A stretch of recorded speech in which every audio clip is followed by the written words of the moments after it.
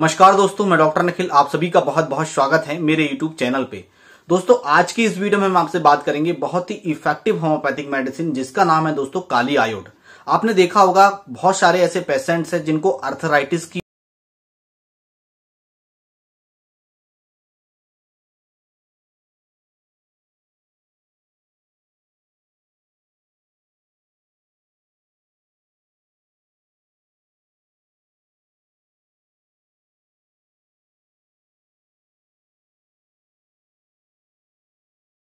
Medicine का use किया जाता है। आपने देखा होगा बहुत सारे ऐसे पेशेंट्स हैं जिन्हें टिनिनाइटिस की प्रॉब्लम हो गई है।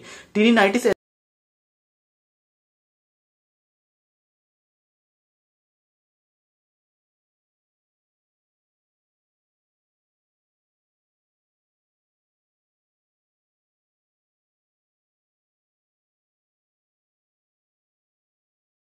हो जाती है। अर्टिकेरिया की प्रॉब्लम्स जब उन्हें हो जाती है तो काफी लंबे समय तक यह प्रॉब्लम उनसे वहां सफर कर रहे होते हैं। बहुत सारे ऐसे पेशेंट्स हैं जिन्हें खांसी की प्रॉब्लम हो जाती है, नजला और जुकाम की प्रॉब्लम उन्हें हमेशा शरीर में बनी ही रहती है, कफ निकालने में बहुत ज्यादा दिक्कत होती है, तो उसमें काली आयोड मेडिसिन का यूज किया जाता है। आज की इस वीडियो में मैं आपको काली आयोड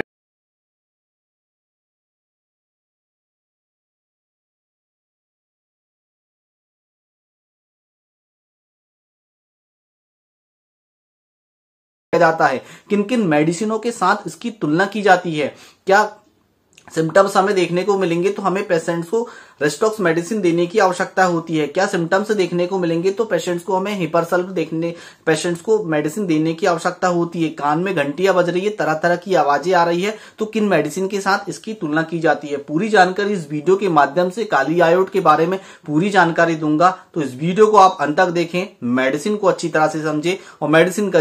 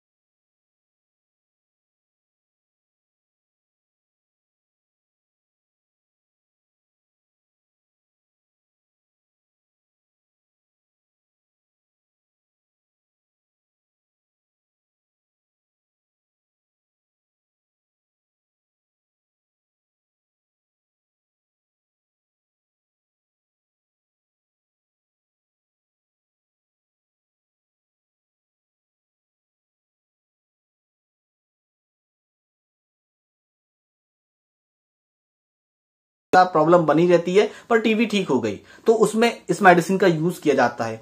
शुरुआती लक्षण में भी इस मेडिसिन का टीबी में यूज किया जाता है।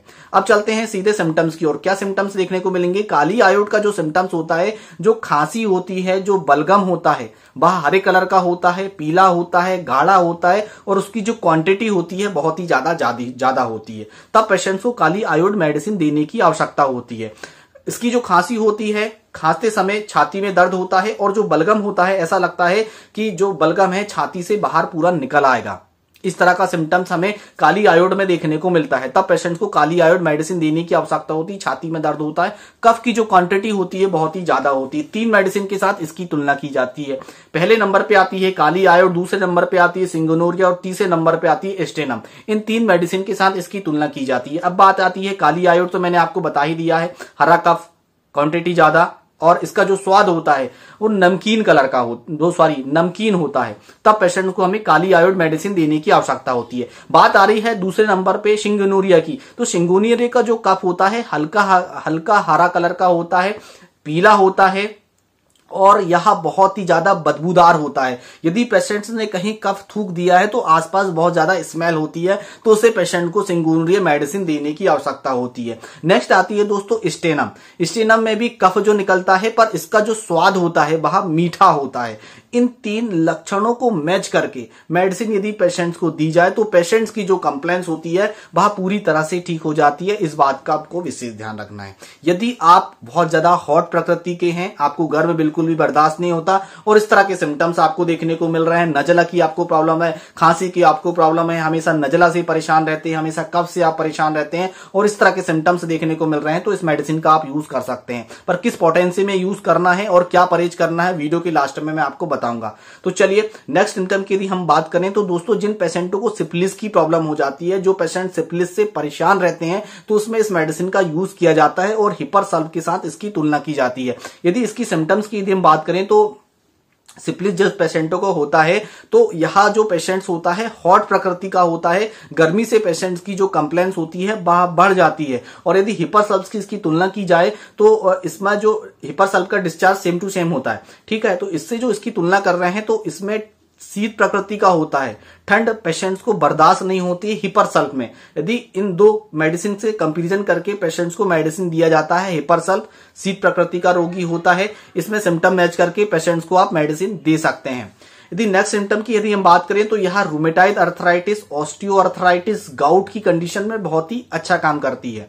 इसमें विशेषली आपने पेशेंट को देखा होगा, रेस्टॉक्स आपने दे दिया, ब्रायोनिया दे दिया, राइट साइडेड मेडिसिन है, काली आयोड, तो आपने लाइकोपोडियम भी दे दिया, तो पेशेंट के घुटनों के दर्द में आराम नहीं आ रहा है, कोई भी अर्थराइटिस में पेशेंट्स को आराम नहीं हो रहा, तो उसमें काली आयोड मेडिसिन देने की आवश्यकता होती है। विशेष लक्षण यह होता है कि यह जो पेशेंट्स होता है हॉट प्रकृति का होता है और पेशेंट जैसे ही चलना चालू करता है तो पेशेंट्स को आराम मिलने लगता है, तब पेशेंट्स को काली आयोड मेडिसिन देने की आवश्यकता होती है। तब यहां भी लक्षण की यदि हम बात करें तो यह सिम्टम्स रेस्टॉक्स में भी हमें देखने को मिलता है। फर्स्ट स्टेप में पेशेंट्स को दर्द होता है, कंटिन्यू पैदल चालू कर देता है तो पेशेंट्स को आराम होता है, वहां पर रेस्टॉक्स मेडिसिन की आवश्यकता होती है। पर काली आयोड का जो पेशेंट्स होता है वह हॉट होता है, गर्म से पेशेंट्स की प्रॉब्लम बढ़ जाती है। और जो शीत प्रधान होता है रेस्टॉक्स, यदि गर्म वाले प्लेस में बैठना पसंद करता है, गर्म सेक से आराम आता है और गर्म से पेशेंट्स की तकलीफ कम हो जाती है, तो यह कंपैरिजन पेशेंट्स में हमें करना होता है। यही एक टिपिकल केस होता है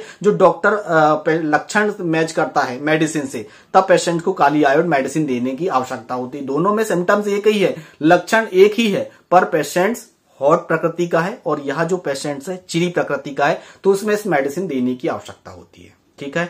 अब बात करेंगे दोस्तों पेशेंट्स को यदि अर्टिकेरिया की प्रॉब्लम हो गई है तब इसमें इस मेडिसिन का यूज किया जाता है। आपने देखा होगा एपिस मेलिफिका दिया, आपने रेस्टॉक्स दिया, आपने अर्टिकोरेंस मेडिसिन पेशेंट्स को दी, फिर भी आराम नहीं आ रहा है, तो अब पेशेंट्स को काली आयोड देने की आवश्यकता होती है। इसमें जो प्रकृति उसकी होती है हॉट होती है, दाने दाने पूरी तरह से निकल आते हैं और पेशेंट्स को बहुत ज्यादा ईचिंग होती है, खुजली होती है और सुई चुभने जैसा दर्द उसमें देखने को मिलता है और पेशेंट्स गर्म प्लेस में जाता है तो पेशेंट्स की तकलीफ बढ़ जाती है और ठंड प्लेस में आता है तो पेशेंट्स को आराम आ जाता है। तो यह एग्रावेशन विद इम्यूनोरेशन पेशेंट में हमें देखने को मिलता है, तो अर्टिकेरिया में इस मेडिसिन का यूज किया जाता है।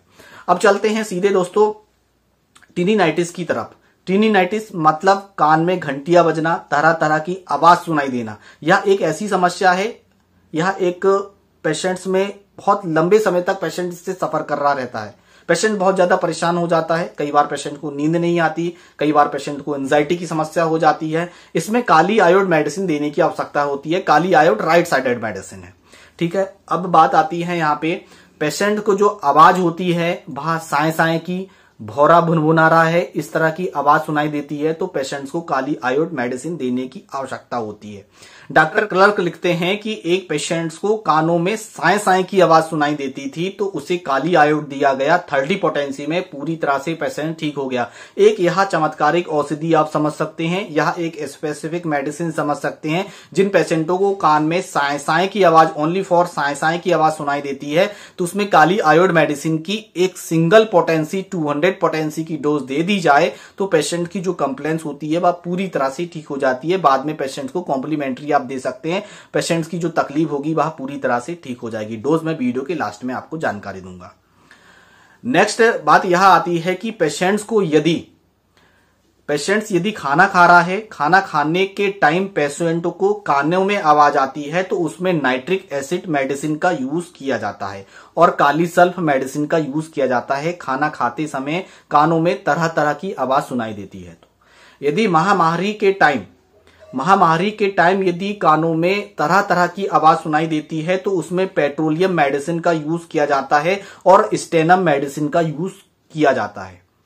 यदि महामारी के पहले यदि कानों में आवाज सुनाई दे तो उसमें किरियोजोड मेडिसिन का यूज किया जाता है। 30 पोटेंसी में इस मेडिसिन का आपको यूज करना है, इस बात का आपको विशेष ध्यान रखना है।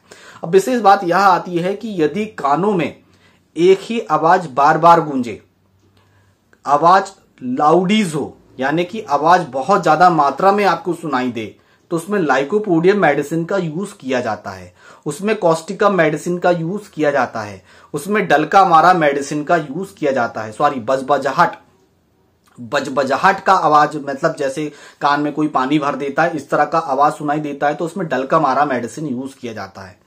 और लाउडीस हो तो लाइकोपोडियम का यूज किया जाता है, कॉस्टिकम मेडिसिन का यूज किया जाता है।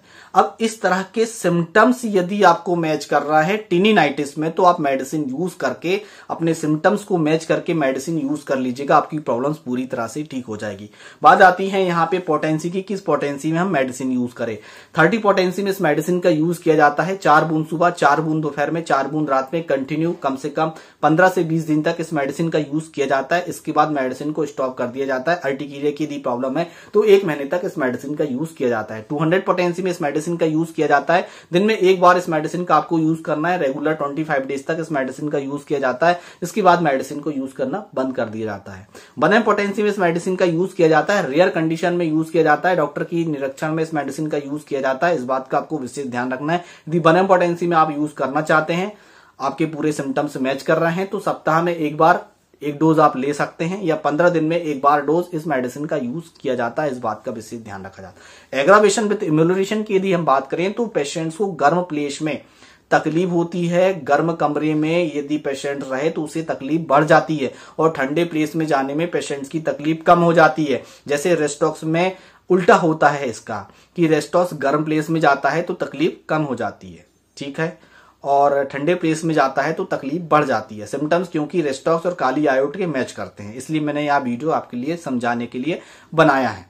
तो इस तरह की तकलीफ है तो इस मेडिसिन का आपको यूज कर सकते हैं। यदि आप काफी लंबे समय से टिनिनाइटिस की प्रॉब्लम से परेशान हैं, ऑस्टियोआर्थराइटिस की समस्या, घुटनों के दर्द से परेशान है, यदि आप ऑनलाइन कंसल्टेंसी लेना चाहते हैं तो डिस्क्रिप्शन बॉक्स के नीचे पूरी जानकारी दी गई। स्क्रीन में अपना व्हाट्सएप नंबर दे देता हूं, आप में से भी ऑनलाइन कंसल्ट कर सकते हैं।